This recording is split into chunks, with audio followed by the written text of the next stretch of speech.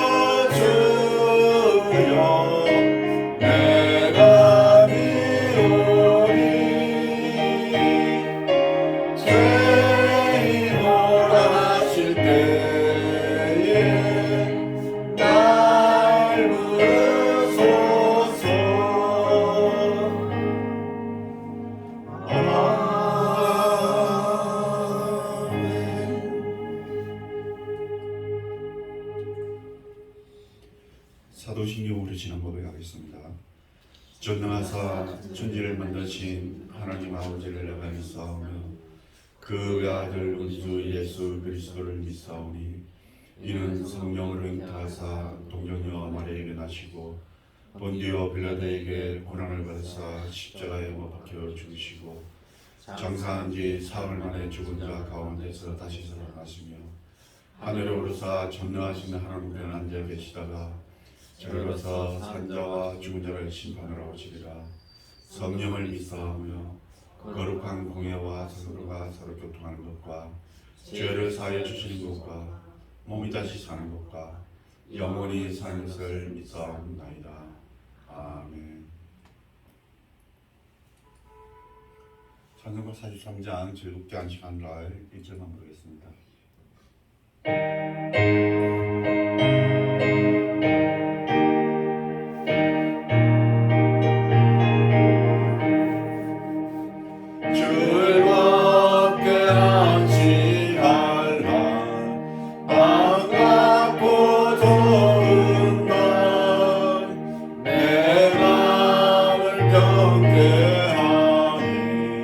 즐겁고 기쁜 날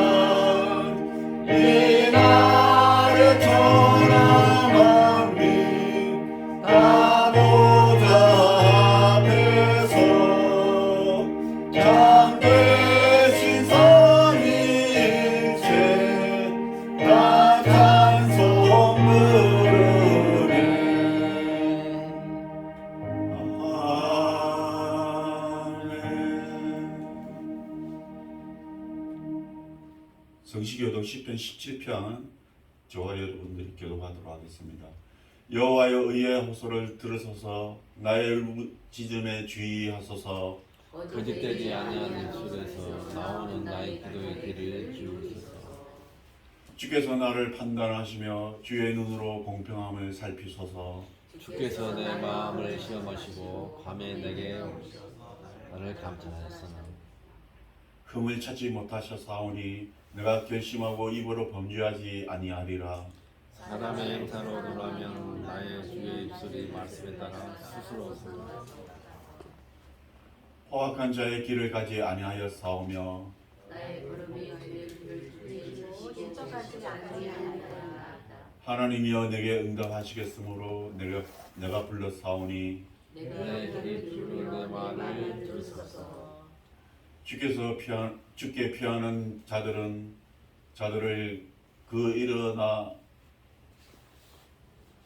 주께 피하는 자들을 그 일어나 치는 자들에게서 오른손으로 구원하시는 주여. 주의 기이한 사랑을 나타내소서. 아멘. 이 시간에는 각자 소원하는 기도의 제목을 가지고 또 우리 이름교회를 위해서 이 나라 대한민국을 위해서 합심해서 기도하도록 하겠습니다. 다 같이 기도하겠습니다.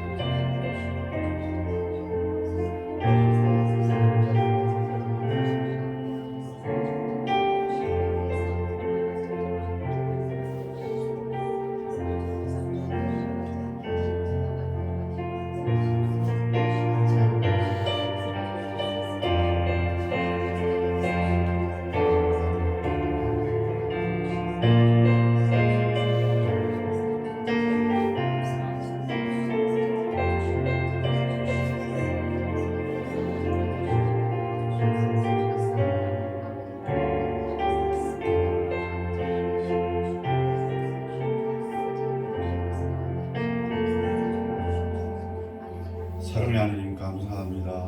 오늘도 거룩한 날을 저희들에게 허락하여 주시고 이 시간 이 자리에 나와서 하나님께 예배드리게 하여 주심을 감사합니다. 이 날이 복된 날임을 저희들이 알게 하여 주시고 이 한 시간이 우리에게 큰 은혜의 시간임을 저희들이 알게 하여 주시옵소서. 잊지 않고 갈망하며 이 자리를 기억하는 주님의 자녀들이 되게 하여 주옵소서. 또한 이 한 시간을 통하여서 우리가 위로를 얻으며 평강을 얻으며 세상 살아 나아갈 지혜와 힘을 얻게 하여 주시옵소서. 이 하루가 우리들의 삶에 큰 하루가 되게 하여 주시옵소서. 이 한 시간 주님의 자녀들이 하나님께 기도드렸습니다. 각자 소원하는 기도의 제목들이 주님의 뜻 안에서 하루속히 이루어질 수 있도록 주님이 허락하여 주시옵소서. 그리하여서 기도하여 응답받는 체험을 할 수 있도록 주님 함께하여 주시옵소서. 우리 성도님들 살아갈 때에 때로는 물질적인 것으로, 때로는 사회적인 것으로, 또 가정적인 것으로 필요할 때가 있습니다. 이전부터 준비하신 하나님의 그 은혜로 그 모든 어려움들이 다 해결될 수 있도록 주님이 허락하여 주시옵소서. 우리들이 살아갈 때에 여러 가지가 필요하며 또한 시험을 당하며 어려움을 당할 때에 그때에 우리가 기도하게 하시고 그 기도함으로써 우리가 모든 어려움을 이겨내는 체험을 하시도록 주님이 함께하여 주옵소서. 이 교회를 주님 기억하여 주시옵고 이 교회를 통해서 하나님의 말씀이 살아나게 하시며 예수님의 사랑이 세상에 널리 전파되는 은혜가 풍성한 교회가 될 수 있도록 주님 함께하여 주옵소서. 이 교회를 나오는 모든 성도님들이 마음속에 위로와 평강과 기쁨을 얻을 수 있도록 주님 함께하여 주옵소서. 오늘 말씀을 전하실 목사님이 지금 함께 하시고 그 말씀 한 올 한 올이 듣는 이들의 마음속에 떨어져서 30배, 60배, 100배의 결실을 맺을 수 있도록 주님 함께하여 주옵소서. 이 모든 말씀 우리 주 예수 그리스도의 이름으로 기도드렸습니다. 아멘. 찬송은 288장 예수를 나의 구주 삼고 찬송하시겠습니다.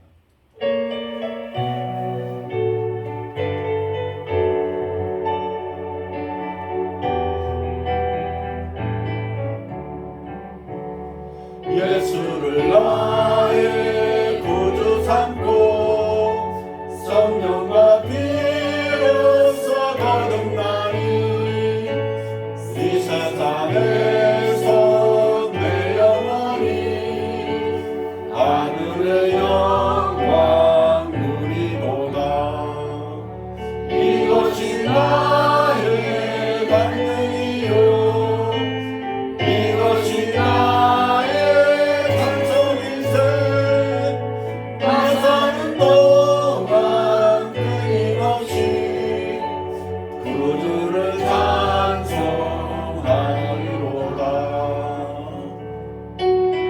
주께 맡긴 내 영 사랑의 음성을 듣는 중에 천사들 안내하는 것과 하늘의 영광 보리로다. 이것이 나의 간증이요 이것이 나의 찬송일세. 나 사는 동안 끊임없이 구주를 찬송하리로다. 주 안에 기쁨 누림으로 마음의 평강이 장렬하니 세상과 나는 강도 높고 구속한 주만 보이로다. 이것이 나의 반응이요 이것이 나의 찬송일세.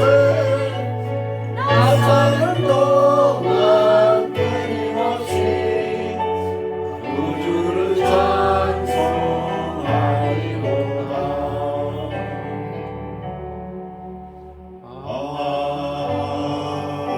아멘. 예, 하나님 말씀 마태복음 5장 14절입니다. 다 같이 읽겠습니다. 시작. 너희는 세상의 빛이라 산 산 위에 위에 있는 있는 동네가 숨겨지지 못할 것이요. 아멘. 이 시간에는 이성 목사님 나오셔서 세상의 빛이라는 말씀 제목으로 말씀 전하도록 하겠습니다.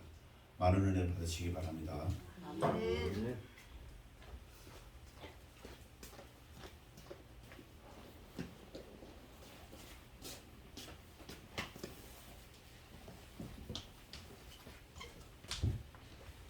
네, 기도하겠습니다. 하나님 감사합니다. 주님께서 또 이렇게 2023년도를 열어주시고 또 이 시 공간에 우리가 존재하면서 생명으로 존재하면서 이렇게 예배를 드릴 수 있게 해주셔서 감사합니다. 또 서로가 서로의 건강한 모습들 보니까 감사하고 또 이 시간에도 또 찬송을 드리고 또 이렇게 말씀을 듣고 하나님 이 시간을 통하여서 우리가 살아있음을 느낍니다. 또 다가오는 또 부활절을 위해서 또 우리가 책을 가지고 말씀을 나눌 때에도 내주시고 오늘도 이 말씀을 통해서 주님의 은혜가 있게 하여 주시옵소서. 감사드렸고 예수님의 이름으로 기도합니다. 아멘. 이번 주일에 이 책들이 왔는데 미리 오신 분들 드렸고 혹시 저 뒤에도 여분의 책들이 많이 있으니까요 가져가시고 많이 해서 집에 가져가시고 나도 뭐 교회에도 충분히 있으니까 가서 보시고 이 책은 선명회에서 만들었습니다. 선명회는 우리나라 그 6.25 때 시작된 걸로 알고 있습니다. 우리나라에서 시작한 세계적인 단체. 물론 전 세계에서 유명한 단체거나 그러진 않아요. 우리나라에서는 아주 1등 단체예요.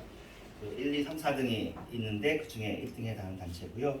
그 통일교하고 오해를 많이 받아서 그런데 지금은 뭐 더 이상 오해하는 사람은 없죠. 그래서 여기서 이번에 그 고난 주간을 위해서 이걸 다 무료로 나눠주는 건데요. 그 좋은 기획이 좋다 싶은 건 길선주 목사님, 이성봉 목사님, 주균철 목사님, 손양홍 목사님의 설교를 요약을 해서 고난 주간에 맞춰서 하는 거고, 그리고는 이제 읽을 거리로는 다음 세대를 위한 글을 담았는데 그래도 참고적으로 여러분들이 이제 읽기에는 도움이 되실 것 같습니다. 그래서 이거 가져가시고 교회에서도 좀 그 고난 주간이 4월 첫 주 1일부터 9일까지 주간인데요. 이 주간에 뭐 어떠세요? 유튜브로만 할지 아니면 모처럼 한번 코로나 이후 주간이니까 방법을 찾아가지고 이 말씀을 나누고 여기 있는 분들에 대해서 좀 나누는 시간을 갖도록 하겠습니다. 여러분에게 아무튼 개별적으로 가정 예배도 드릴 수 있도록 자료들도 만들어 놨고 핸드폰으로 다운받을 수 있다고 하니까 필요하신 대로 쓰시고 또 더 필요하시다 싶으시면 저한테 얘기하시면 추가로 한번 더 주문하도록 하겠습니다. 그리고 우리는 고난 주간을 지키는데 가톨릭이랑 감리교랑 지금 사순절을 많이 지키고 지금 장로교에서도 많이 이제 요새 사순절이 들어왔는데요. 사순절은 부활주일 전에 40일을 이렇게 지키는 거예요. 이게 법에 정해진 건 아니고 성경에 있는 것도 아닌데 그냥 그렇게 지키는 거예요. 10월 달에 하는 거 할로윈도 중세 절기거든요. 그런 것처럼 여기 사순절도 중세 절기인데 이게 지금 40일 새벽 기도를 하거나 이렇게 작정하기가 좋잖아요. 그래서 급속도로 한국교회에 많이 들어왔는데 그것은 여러분이 개인적으로 하시면 좋겠고, 저희들은 한국교회에서는 고난주간도 성경에 써 있는 건 아니지만 이제 예수님의 이 1주간 십자가 지식이 일주일 전이 복음서의 절반이 넘어요. 예수님이 30년 40 이야기보다 3년 이야기가 많잖아요. 이 3년 이야기 중에서 마지막 일주일에 대한 이야기가 굉장히 길어요. 더군다나 요한복음은 그 얘기가 아주 가득 차 있거든요. 그래서 이제 고난주간을 지키는 거죠. 이게 법이라서가 아니라 우리의 신앙에 도움이 되기 위해서. 자, 오늘은 우리가 그동안 같이 나누었던 산상수훈 이야기들 중에서 특별히 지난주엔 세상의 소금이신 예수님, 그리고 또 우리가 세상의 소금이다. 그래가지고 소금에 우리 몸에 소금을 통해서 소화시키는 액도 나오고 체액이랑 비슷하고 그런 얘기를 했는데요. 세상의 빛이라는 내용들을 같이 나누도록 하겠습니다. 자, 근데 가로등이라는 이야기로 먼저 시작을 합니다. 가로등 있잖아요. 지금도 이렇게 가로등이 많이 있는데 이제 참 신기한 거죠. 왜냐면 나중에 우리나라가 국력이 경제력이 안 좋아지면 도로가 패이기 시작하고 그 도로를 보수할 수 없게 되며 가로등이 불이 꺼지기 시작하는 거죠. 그게 국력이 경제력이 떨어졌을 때 발생한 일인데 지금은 우리가 여유가 있는 거잖아요. 거의 세금이 넘치게 들어올 정도인 시기를 우리가 겪고 있으니까 인구가 이제 최고조니까요. 지금 작년부터 조금씩 떨어지긴 하지만 아직도 최고조니까 그런데요. 가로등에 대해서 길 옆에 있는 등인 거예요. 그래서 이 가로등에 대해서 한번 볼게요. 가로등이 이렇게 시작했대요. 기원년 4000년. 거의 인류의 문명의 시작하고 비슷한데 이때 고대 메소포타미아 지역에서 동물의 기름을 횃불에 적셔서 불을 밝히고 제사와 같은 공동체 이식을 위해 썼을 것이다. 근데 이때의 가로등은 일시적인 거겠죠. 특별한 우리로 치면 특별한 기간에 주간에 이렇게 사람들이 들고 있거나 이래가지고 제사를 드릴 때 어두울 때 밤에 이렇게 제사를 보통 많이 드리니까 그때 했던 것을 가로등의 기원이다라고 해볼 수 있는 역사라는 게 그렇게 되니까 있을 수 있을 것 같아요. 기름은 동물의 기름이고요. 그래가지고 목적은 제사를 위해서. 그런데 이것이 조금 바뀝니다. 지금과 같은 가로등하고 좀 비슷해지는 거죠. 그리스 로마 시대 때 기름을 재료로 해가지고 가로등을 만들었는데 목적이 좀 달라졌어요. 방랑자를 보호하고 잠재적인 강도를 방지하는 거죠. 일리가 있죠. 예, 옛날에 어두운데 여행을 하면 무서운 게 짐승도 무섭지만 사람이 무섭잖아요. 사람들이 어두운 데서 이렇게 도둑질도 하고 강도질도 하고 음습한 데서 뛰쳐나오니까 불을 켜놓으면 좋을 거 아니겠어요? 그런 것들이 물론 이게 뭐 다 있었겠어요. 지금과 같은 시스템이겠습니까? 그래도 이제 그리스의 뭐 아테네 중심으로든지 로마를 중심으로 여기는 자꾸 강도가 충돌하니까 여기는 좀 관원이 계속 불을 켜는 게 좋겠다 하는 걸로 해서 가로등이 있었고, 그 가로등은 효과를 발휘했겠죠. 그 목적을 방랑 여행자들을 보호했을 것이고 강도를 방지했을 것입니다. 이게 참 이 가로등을 조사하면서 우리가 세상의 빛인데 빛이 있으면 어둠이 없어지고 그러면은 이런 범죄들이 방지가 되는 거 아니겠습니까? 사람들이 보호가 되고 그런 거겠구나 조사하면서 일리가 있다 싶습니다. 그 다음에 이제 16세기에 네덜란드의 인구가 급격히 증가하면서 밤에 익사하는 사고가 실수로 실족해가지고 운하에 빠지는 사고가 있었대요. 얼마든지 그럴 수 있죠. 개인적인 후라시가 없으니까 개인적으로 불을 들고 다니는 일이 없잖아요. 그러니까 참 16세기 네덜란드가 21세기 한국이랑 비슷해요. 굉장히 문화가 앞서 나가는 나라가 군사적인 힘이 센 건 아닌데 상업적으로 무역적으로 아주 앞서 나가는 나라였고 머리 좋은 사람도 많고 예술과 문화가 발달하던 시기거든요. 그래서 암스테르담에서 세계 최초로 가로등 설치에 대한 내용을 담은 도시 계획이 있고 그것이 지금 우리한테 전수가 된대요. 이거 해야 된다. 이래서 사람들이 보호받도록 해야 된다. 이렇게 했대요. 그래가지고 42m마다 정했고 심지는 목화 심지로 그 당시도 목화가 있습니다. 그리고는 기름은 유채 기름으로 썼대 그래요. 유채꽃에서 기름 나오잖아요. 그래서 아주 과학적이죠. 일리가 있는 내용입니다. 그래서 사람들이 실족하는 일이 없어지도록 그리고는 아까 말했던 것처럼 아마 도둑도 좀 방지되었을 것이고 또 길 가는 사람들도 좀 안심하고 다닐 수 있을 것이고 그런 것 같습니다. 또 그다음 또 내용이 하나 더 있어요. 이제 이 다음에 뭐냐면 19세기에 가스등이 등장을 했는데 그 가스등은 목화심지의 단점을 보완하기 위해서 나왔다고 해요. 이제 목화심지는 이제 다 타면은 갈아줘야 되는데 이게 좀 더 가스등보다는 더 자주 갈아줘야 되나 봐요.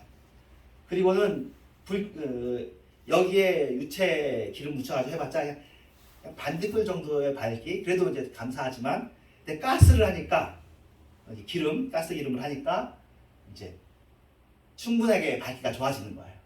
그리고는 사용도도 좋아지고 그래서 가스라이트가 이제 여기 드는 거죠. 휘발유 등이죠. 이때 가스가 휘발유 같은 그런 걸 거예요. 그래서 천연가스 그런 게 아니라 가솔린 그런 가스 등이 생겼습니다. 그래가지고 이것은 런던에서 시작했습니다. 1807년에 런던의 펠메가에서 가스 등이 시작해서 영국 런던의 전역으로. 그러니까 사람들이 이제 사실 도시로 오고 싶은 거죠. 더 도시는 좀 더 문제도 많지만 보호하는 이제 문명의 기술, 문명도 설비들도 많아지니까요. 그래서 도시 경관 조명의 의미도 생겼대요. 예쁘잖아요. 그리고는 노동자들의 귀갓길을 도왔어요. 왜냐하면 19세기 때는 이미 산업혁명이 시작되는 시기고 또 움직여지는 시기입니다. 그래서 밤늦게까지 일시키고 밤에 들어갈 때 도움되도록 하는 그런 일. 자, 재밌는 이야기더라고요. 저도 조사해 온 거니까. 그리고 요거는 프랑스 파리에도 가로등을 있는데 이게 확산을 했어요. 근데 그 동기는 아까 같은 이유들도 분명히 있는데 또 다른 동기도 있었대요. 뭐냐면 1789년이 이제 프랑스 혁명이거든요. 프랑스 혁명 이후에 여러 혁명 정신으로 쭉 간 게 아니라 혁명 정신이라는 말이 또 무섭기도 하죠. 어쨌든 프랑스 혁명이 거기서 설명할 일은 아니지만 어쨌든 혁명 이후에 나폴레옹이 등장하고 그래가지고 베토벤이 나폴레옹한테 실망했다는 얘기는 되게 중요한 포인트니까 설명한다면 그러니까 나폴레옹이 정말로 사람을 위한 정치를 할 줄 아는 거예요. 나폴레옹이 등장했잖아요. 나폴레옹은 루이 14세 이런 왕족 출신이 아니야. 빈민 출신으로 올라와서 장군이 됐어. 그러면 자기가 제대로 해야지. 베토벤이 기대한 거죠. 이 사람이 영웅이다. 근데 나중에 갔더니 나폴레옹이 자기가 황제가 되네. 말도 안 되잖아요. 그렇죠? 자기가 더 높이 올라가려고 그래. 자기가 스스로 왕이 되려고 그래. 왕정을 없애려고 했더니 그래가지고 베토벤이 속상하고 그 영웅을 나폴레옹한테 마시려고 했다가 영웅 교환국을 이건 아니다. 이 사람이 합당하지 않다. 그렇게 했다는 게 되게 유명한 포인트거든요. 그러니까 그 프랑스 혁명이 이른바 민주주의로 자리매김하기까지 100년에서 150년 이상이 걸려요. 그 사이에 영국 혁명도 있고 미국 혁명도 있고 그러거든요. 역사라는 게 그렇죠. 쉽게 말하지가 않죠.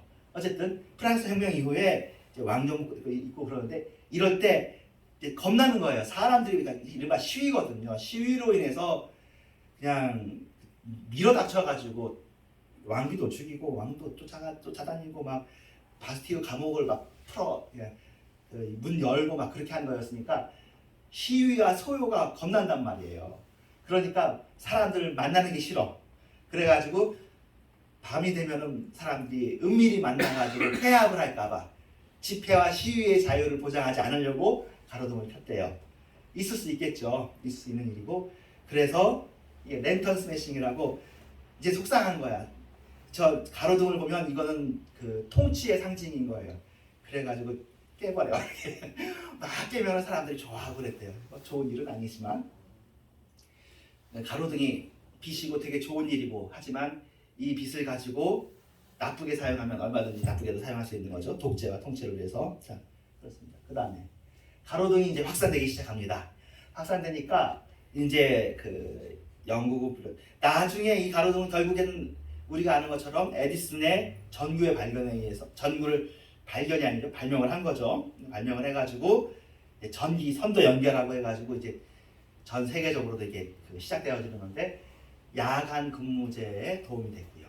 가로등뿐만이겠습니까? 실내 등도 그냥 가스등 하는 것보다는 이게 전기불이 들어오니까 좋은 거죠.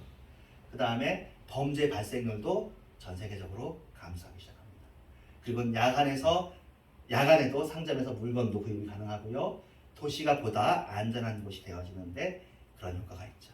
지금도 시골에 가면은 요새 제가 하면서 가로등도 가로등이지만 CCTV 우리나라에 CCTV가 많잖아요. 도둑들도 CCTV가 있으면 피해 간다고 그러잖아요. CCTV 각도를 보고 그 각도 아닌 데에서 하고 CCTV가 이 가로등의 역할을 하는 것 같기도 합니다. 어쨌든 이게 빛으로서 가로등으로서 지금도 우리가 세상의 빛으로 제대로 기능을 하면 사람들이 더 안전해지고 범죄가 줄어들고 여러 가지 문명 활동들 여기에 보면 사실은 그 상업 활동이 늘어났다는 얘기도 있지만 이 가로등이 이렇게 있으면 그때 카페들도 있잖아요. 그래가지고 거기서 사람들이 이야기하면서 사상이 꼽히고 문화가 꼽히고 예술이 꼽혔다 그런 글들도 있더라고요. 그렇습니다. 우리나라에는 1897년 1월달에 가로등이 서울에 왔습니다. 우리 예배드리기 전에도 그런 얘기를 했는데 이제 일본에서는 야 우리가 너네들을 발전시켰다 그런 얘기를 하고 해요. 그런데 우리가 이제 고종하고 명성황후하고 대한제국이라고 하면서 그때 애를 많이 썼어요. 사실은 근대화 해보려고 개화파가 우리나라에 있었잖아요. 그래서 일본 없어도 우리는 해보려고 애를 썼을 거야. 얼만큼 성공했을지는 잘 모르겠지만 그러니까 주체적으로 발전을 해야 그나마 좀 왜곡되지 않은 발전을 해요. 근데 우리는 이제 식민지 근대화를 근대화를 얘기하는데 식민지를 통해서 뭐 도로 깔고 철도 깔고 공장 세우고 이렇게 한 다음에 이제 일본 사람들 얘기로는 그거 다 놔두고 갔지 않냐. 우리가 손해봤다. 그런 얘기를 하는데 우리 입장에선 그게 우리를 위해서 놓은 거냐. 너희들을 위해서 놓은 거 아니냐.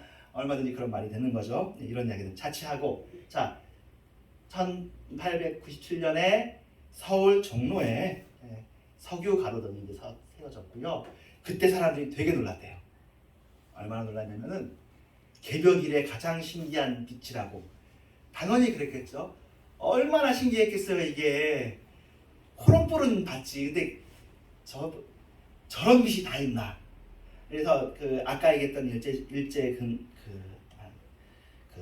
사실은 탕류라는 소설이 있는데요. 최만식 씨라고 그 분이 쓴 탕류라는 제목은 뭐냐면 더러운 물이라는 뜻이에요. 탁한 물이 흐른다.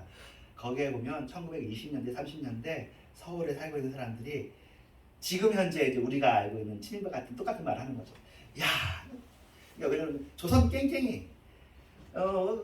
옛날에 그렇게 돼서 다 형편없어. 일본 문물이 얼마나 좋으냐. 일본 문물이 와서 우리가 너무너무 잘 살게 됐다고 하는 사람이 있는 거예요. 최만식이 보기에 그런 사람, 그러니까 항상 우리는 독립운동하는 사람들이 중심에 섰다고 생각하지만 이렇게 하는 사람들이 당연히 잘 살았겠죠. 예, 그렇게 하는 거를 소설로 쓰는 거예요. 그러니까 우리로 치면은 민족 정체성이나 정통성이나 그런 것 없이 그냥 재물과 물질을 쫓아가는. 제 생각에 이런 걸 가지고 요새 드라마를 만들면 더 우리가 뜨끔할 것 같아. 우리 마음속에 그런 마음 있잖아요. 얼마든지 우리. 근데 이게 해방되고 난 다음에 이런 이야기가 싹 다 없어지죠. 아무도 친일하지 않은 것처럼 싹 다 짓고 그리고 그런 것처럼 다시 이렇게 돌아가는 그런 게 있는데 어쨌든 분명 우리나라보다 일본이 앞서갔던 건 사실이니까요. 사실이에요. 아시아에서 제일 앞서갔으니까 하나 가지 더 얘기하면 일본이 왜 저렇게 자꾸 얘기를 하냐면 일본이 말과 법으로 싸우는 걸 이 사람들이 알아요. 그래서 말로도 우리나라를 합병했다고 하잖아요. 대동아 공영론으로 합병했다고 그러거든요. 대동아 공영 같이 잘 살자고 해요. 나만 잘 살자고 너네들 합친 줄 아냐? 아니야. 아시아가 잘 살아야 되는데 내 말을 들어야 돼. 내가 아시아에서 최고야. 유럽의 지배를 받는 것보다 유럽은 당시 일본에서 짐승이라 불러요. 예의 범절도 없는 이런 미국 짐승, 영국 짐승, 러시아 짐승들 이런 것에 지배를 받는 것보다는 내가 훨씬 나 그러면서 이렇게 대동아 공영을 확대해 나가는 거예요. 근데 말은 그렇지만 본심은 잘도 알죠.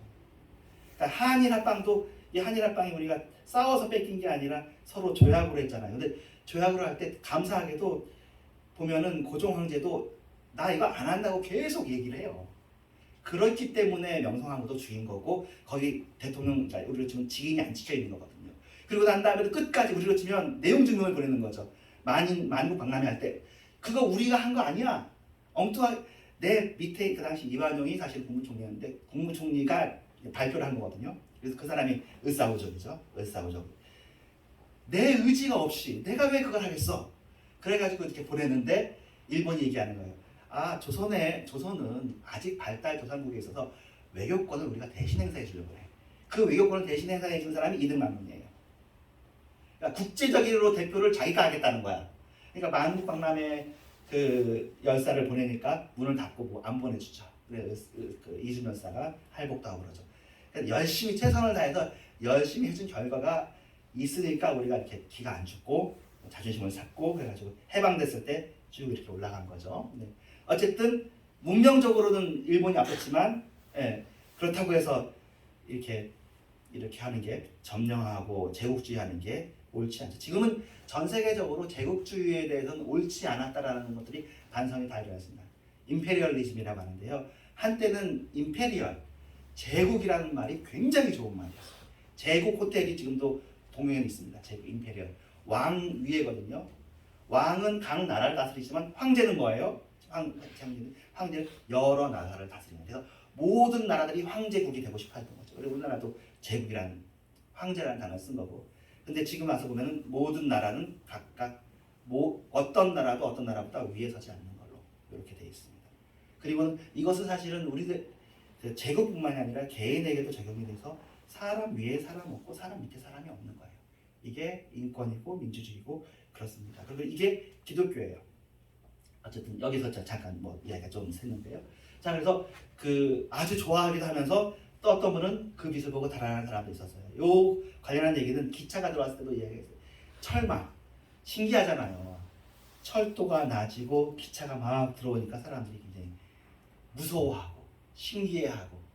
그러니까 일본은 싫지만 문명은 좋잖아요. 이런 거 있잖아요. 그럴 수 있죠. 그것은 활용을 해야죠. 이런 상황이 있습니다. 지금 가로등이 들어왔어요.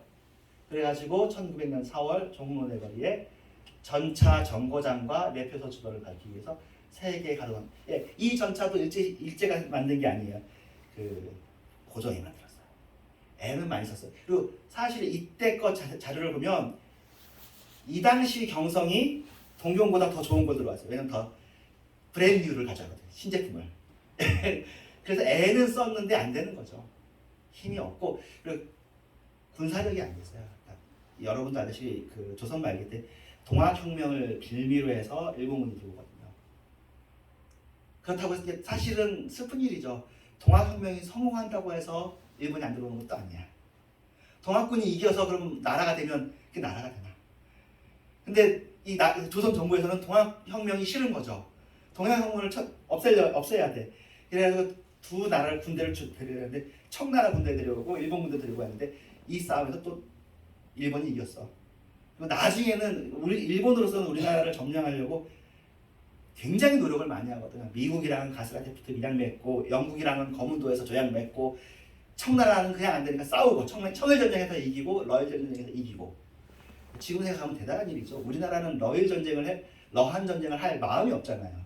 중국이랑 전쟁할 마음이 없는데 일본은 그런 마음을 가지고 있고 그때 이긴 게 지금까지도 이 나라의 자존감이에요. 그때로 돌아가고 싶은 거지. 진주만 딱 때릴 때까지. 그 다음부터 힘들었지만 그때가 그냥 와 너무너무 좋은 거야.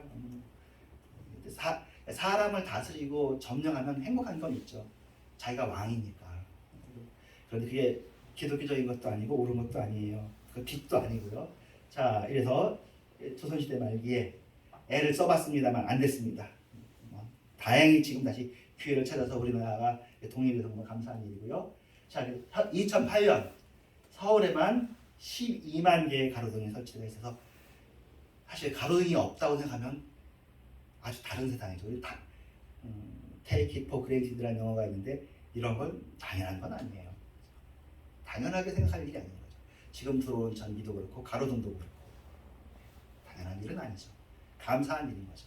그리고 이런 것들이 이게 성경의 빛은 아니잖아요. 가로등이 이게 우리를 회개하게 하는 빛은 아니야. 하지만 얼마나 좋아요. 그래서 일반 은총과 특별 은총이 어떻게 일반 은총이 더 많은 것을 설명하고 더 많은 사람들에게 적용되는 거예요. 그러니까 일반 은총의 빛에 대한 얘기거든요.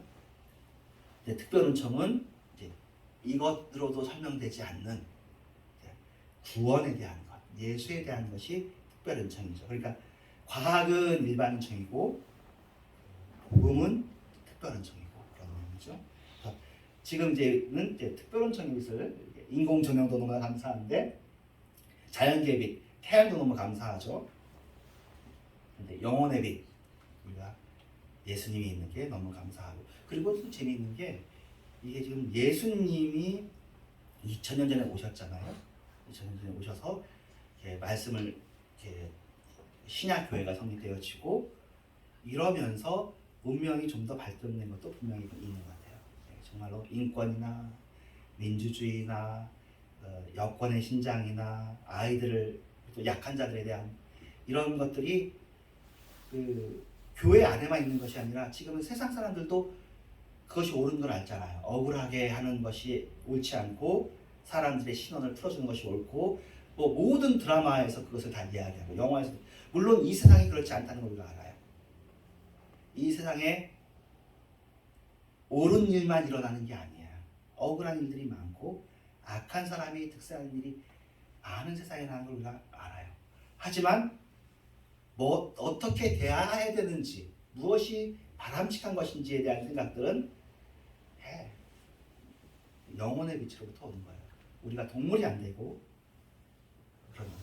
지금이니까 종교라는 게 뭐 종교의 타락으로 인한 사이비도 있고 그래서 요새 뭐 일주일 내내 사이비 이단에 대한 얘기가 나오니까 우리가 정말 부끄럽고 할 말이 없고 우리가 같이 정말 회개해야 되고 뭐 우리는 아닙니다라고 그런 말 하기에 앞서서 정말 가슴 아프고 피해자들을 향해서 정말 같이 눈물 흘리고 싶은 그런 마음이 있고 그렇지만 그렇다고 해서 종교가 아무 쓸모 없어지는 게 아닌 게 우리가 하늘을 바라보는 그 도덕과 윤리의 기본이 종교거든요. 그래서 지난번에 한번 얘기했듯이 있듯이 이 유튜브에 나온 얘기니까 일반 총에 있는 사람이 하는 얘기인데요. 자기는 왜 종교가 필요하다고 생각하냐면은 종교가 의미가 있다고 생각하는 이유는 사람이 동물을 먹잖아요. 그게 근거가 있냐는 거죠. 제가 지금 우리 신학자들이 하는 말은 아니고 이 사람이 과학자인데 말이 맞는 거죠. 왜 사람이 동물보다 먹고 살아도 그것을 괜찮다고 이렇게 하는 거냐. 이게 지금 어떤 믿음의 근거에서, 어떤 계시의 근거에서, 어떤 말씀의 근거에서 우리가 그렇거든요. 물론 그럴 때도 하나님의 말씀도 이렇게 동물을 학대하는 것도 용인하는 건 아니죠. 그렇습니다. 그래서 자, 영혼의 빛에 그리고는 또 지난 일주일 동안 저도 고민이 많아가지고 뭐가 고민이냐면 하나님이 살아계시는데 저런 나쁜 사람들이 도무지 처벌 안 받고 너무 오래가고 피해받는 사람은 너무 이렇게 되고, 그러니까 신이 정의롭으니까 이게 신정론이거든요. 신정론이라고 테오도시라고 하는데 한참 그 동영상을 봤어요. 그래서 동영상을 봤는데 일단은 두 가지인데, 하나는 이제 어거스틴은 이렇게 얘기해요. 이제 결국에는 악이 진다. 그리고 악은 결국에는 선의 결여에 불과하다. 왜 그렇게 얘기하냐면 어거스틴은 선과 악이 두 개가 상존하는 이원론적인 마니교에 오래 생활했어요. 근데 선과 악이 둘 다 그러니까 영원 전부터 존재하고 영원 후까지 존재하는데 이 선과 악의 싸움이라고 하면 나중에는 그럼 이게 둘 다가 근본이면 네가 속한 게 선이냐? 그러니까 뭐가 선이고 뭐가 악인지가 불분명하다는 거죠. 그래서 어거스틴이 결론을 낸 건 선의 왜곡에서, 선의 부족에서 선을 악용하는 것이 악, 또 빛이 있을 때 빛이 가려지면 어둠이 있는 것이지 어둠 자체가 존재를 가지고 있지 않는다. 이런 식으로 생각을 하면서 궁극적인 이제 악이 지고 악은 결여에 불과하고 선이 이기는 것을 얘기하는 그런 신정론을 가지고 있고요. 그리고 그 이후에는 현대에서는 예수님께서 십자가를 지시잖아요. 그래서 모든 악에 대해서 사실은 이제 답을 내리는 거죠. 너네들끼리도 상대적인 악이 있지만 궁극적으로는 너네들 모두가 이때의 악은 사실 부족이죠. 사람이니까 부족하잖아요. 완전하지 않잖아요. 그런 모든 것에 대해서 너희들끼리 서로 우리도 하나님 쪽에서 풀어주는 걸로, 그리고는 회개하면 나오는 걸로, 십자가에서 그 모든 악을 풀어주는 걸로 얘기하고요. 그 이후에 좀 더 몇몇 사람이 더 있더라고요. 현대 사람들이 있는데 결국에는 그 현대 사람이 얘기하는 것들 중에서도 이렇게 나와. 제일 마지막에 답이 쉽지가 않다. 논리적으로 이걸 얘기하기가 어렵다. 신비가 있는 거고, 그리고는 미래를 바라보자. 어거스틴 것처럼 지금 현재 해소되지 않는 답이 이 세상에 존재한다. 그거 제 생각에도 그게 맞는 것 같아요. 어쨌든 이 세상에서 의를 세우고 공의를 세우려고 하지만 값이 다 치러지지 않은 상태로 죽고 가해자도 죽고 피해자도 죽고 그런 일이 있는 것 같아요. 근데 그런 모든 계산되지 않은 것들이 미래에 계산될 거라는 소망이 기독교에 있다. 기독교가 없다면 사실은 정말 이 세상만이라면 나쁘게 살아야 되는 거예요. 나쁜 놈들밖에. 그러니까 이 기독교의 내세가 아무 힘도 하지 않는 것 같지만 이 내세가 있기 때문에 손해볼지언정 바르게 살려고 하는 게 있는 거잖아요. 그렇다 만약에 기독교가 아니라 다른 모든 종교들, 다른 종교들도 이런 게 능하니까 그런 것이 없다면 손해볼지언정 바르게 사는 일은 불가능하죠. 자기가 존재되지 않는. 그래서 이런 일이 있습니다. 그 다음 내용은 그 안에 생명이 있으니 이 생명은 사람들의 빛이라. 그렇습니다. 지금도 감사한 건 예수님께서 빛이 되어주시니 감사하고, 우리는 빛이 아니에요. 우리는 사람들은 우리는 예수님의 빛을 반영하는 차원에서의 빛이지 참 빛은 오직 예수뿐인 거예요. 그래서 예수님이 생명이고 예수님이 빛이셔요. 이게 요한복음 1장 가지고 있습니다. 예수님께서 그럽니다. 내가 세상에 있는 동안에 세상의 빛이라. 예수님께서 또 말씀하십니다. 나는 세상의 빛이니 나를 따르는 자는 어둠에 다니지 아니하고 생명의 빛을 얻으리라. 지금처럼 문명이 꽃을 피는 그런 시기가 아니라 2000년 전에, 그러니까 100년 전에 우리나라만 봐도 아우 참 그렇죠. 200년 전, 300년 전이 아니라 2000년 전에도 예수님께서 오셔서 나를 믿으면,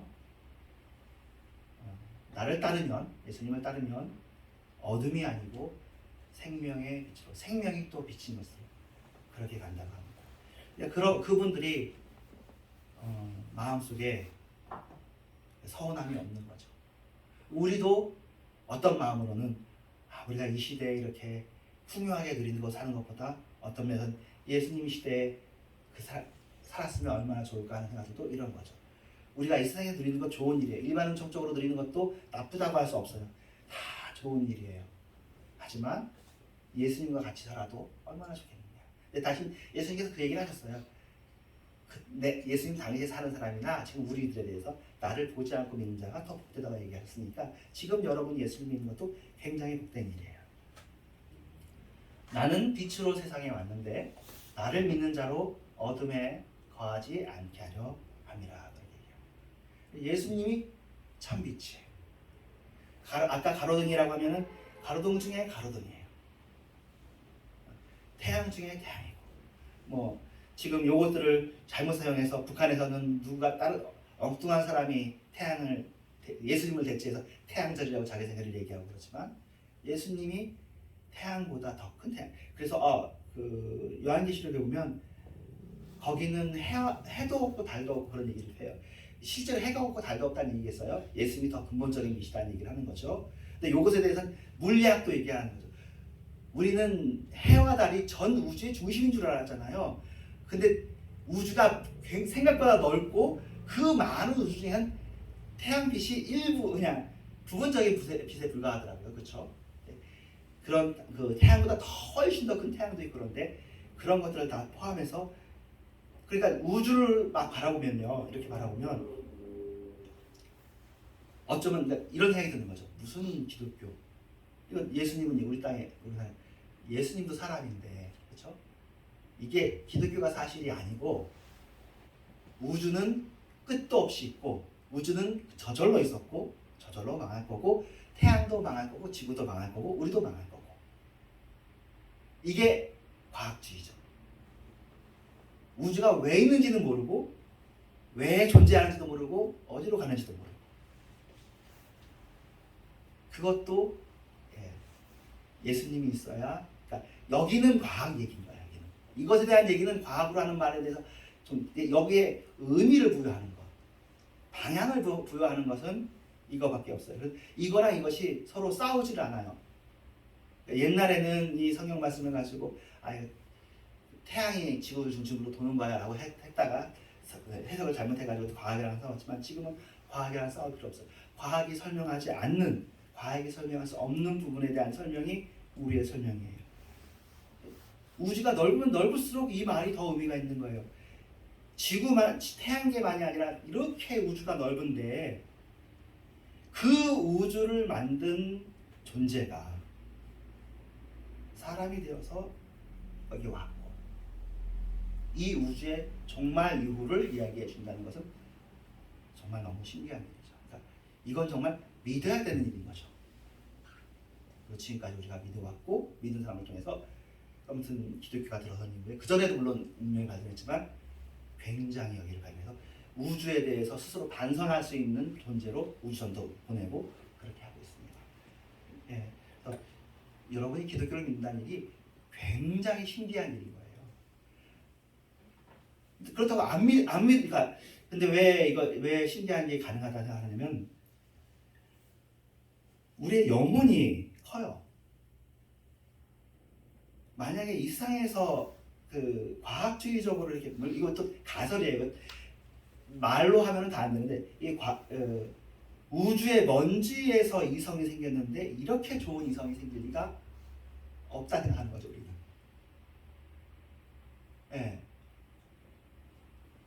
먼지를 모아가지고 유기체가 됐고 유기체를 모아서 이성이 나왔는데 지금 와서 보니까 이 이성이 너무나 탁월해.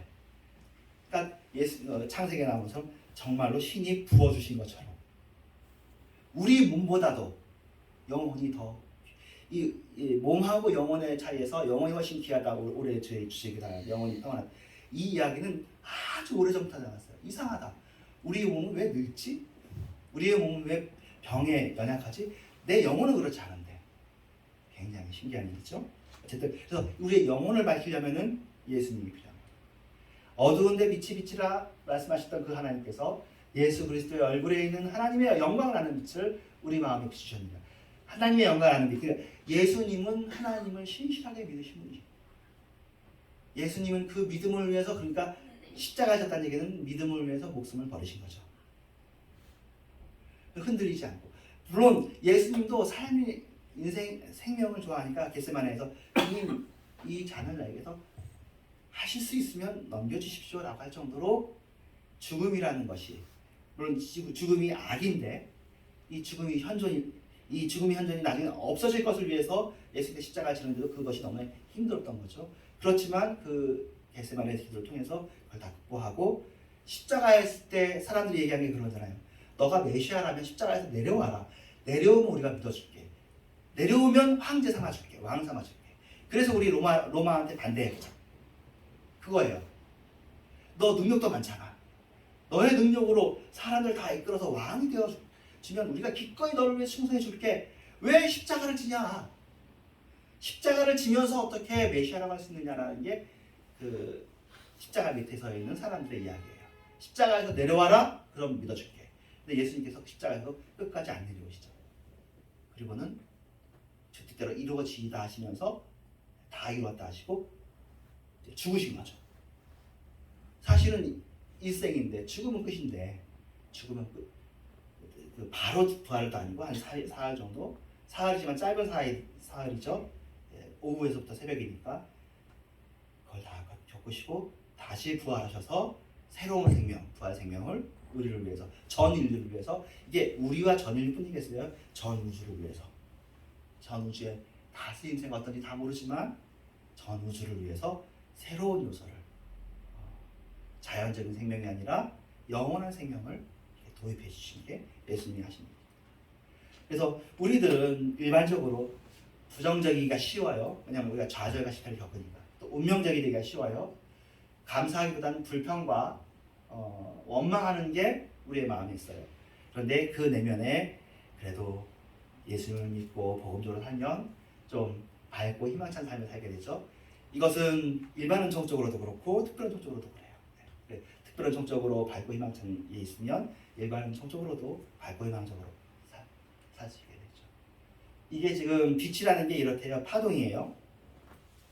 전파 같은 전기장과 자기장의 파동이고 전자기파인데 이제 특별히 우리가 보는 빛은 가시광선이고요. 가시광선 옆에 자외선과 적외선이 있고 전파도 이렇게 있는데요.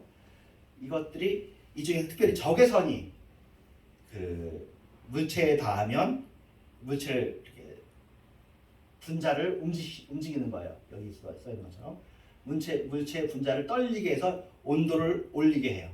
그래서 빛을 받으면 온도가 올라가는데 그래서 예수님께서도 빛이라서 예수님을 만난 사람들의 마음이 분자가 흔들리는 것처럼 흔들리고 격렬히 흔들려서 감동을 얻고 감화를 얻고 그래서 우리 내면 속에서 주님을 섬기고 싶은 그런 마음이 생기는 겁니다. 영적인 에너지가 생기는 거고요.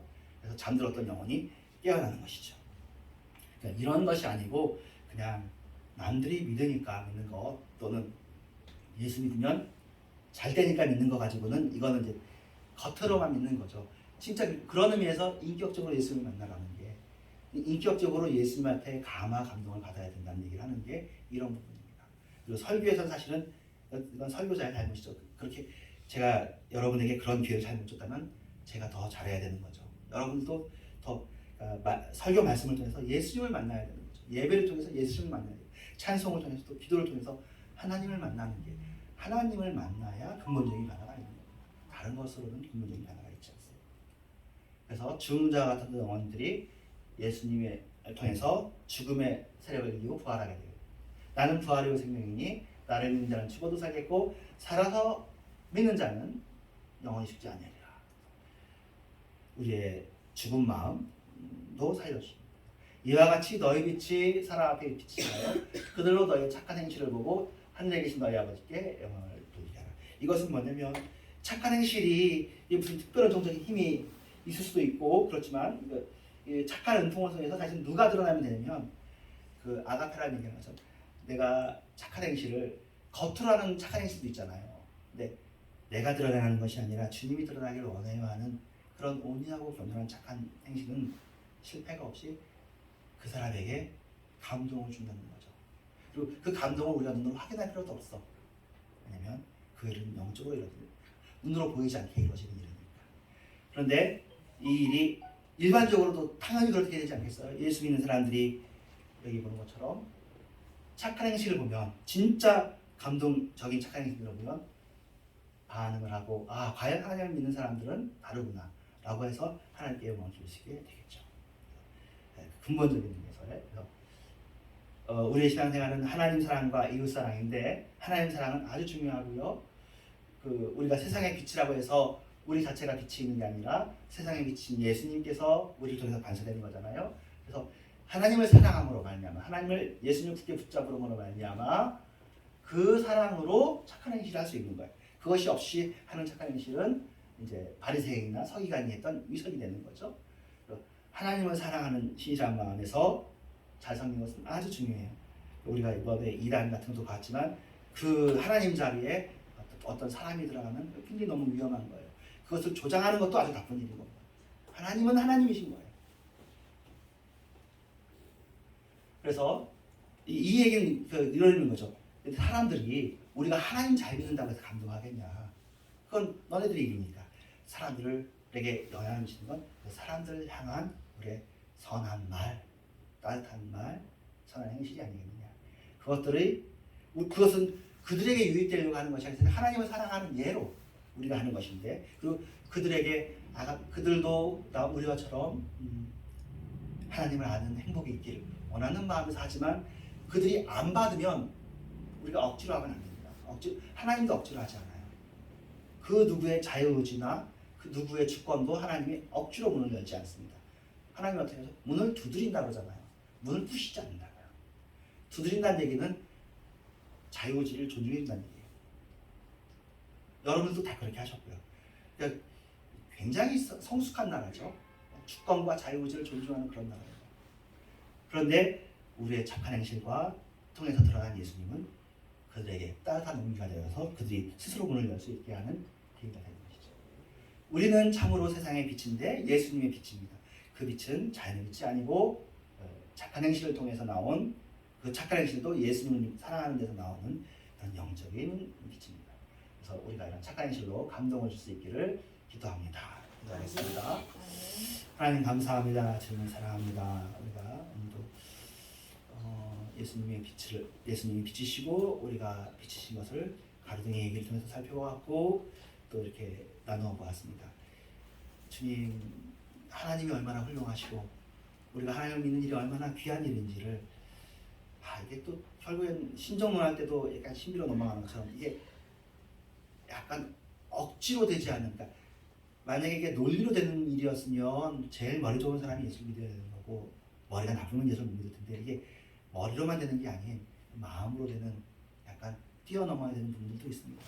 이 일에 있어서 혹시 그분들이 뛰어넘는데 우리의 사랑이 우리의 선함이 선한 행실이 도움이 되게 하시고 우리의 기도가 도움이 되어지게 하여 주시옵소서. 하나님께서는 아가페신데 아가페신 하나님께서 우리를 통해서 흘러나가는 것이 우리를 통해서 이루어지게 하여 주시옵소서. 내가 죽고 그리스도 하는 일이 아가페를 하는 일이 우리에게 늘 흘러나가는 것을 우리가 믿게 하여 주시옵소서. 예수님의 이름으로 기도합니다. 아멘. 네, 인내 찬송합니다.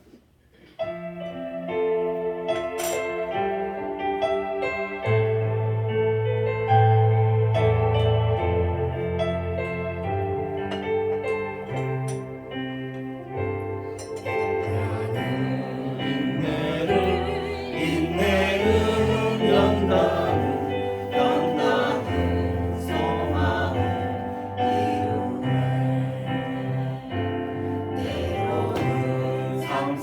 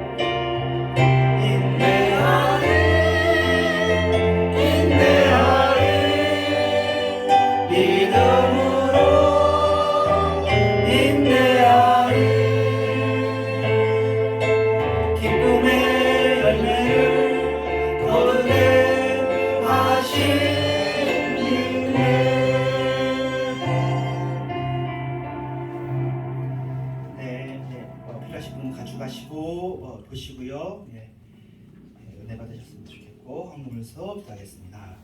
하나님 감사합니다. 주님 안에서 우리가 말씀을 나눴는데 주님